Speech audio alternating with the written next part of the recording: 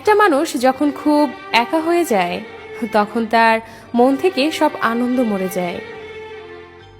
মনে কষ্ট থাকলেও মুখে হাসি নিয়ে এগিয়ে যেতে হবে, কারণ এটাই জীবন। এখনকার ভালোবাসা ভালোবাসা নয়, তাতে মিশে থাকে কিছু মিথ্যে অভিনয়। বাস্তবতা হলো সবচেয়ে বেশি আগলে রাখা জিনিসগুলোই সব থেকে আগে হারিয়ে যায়।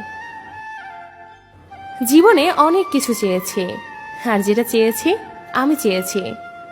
সব থেকে বড় নেশা কি জানো? কারো মায়াতে নিজেকে আবদ্ধ করে ফেলা।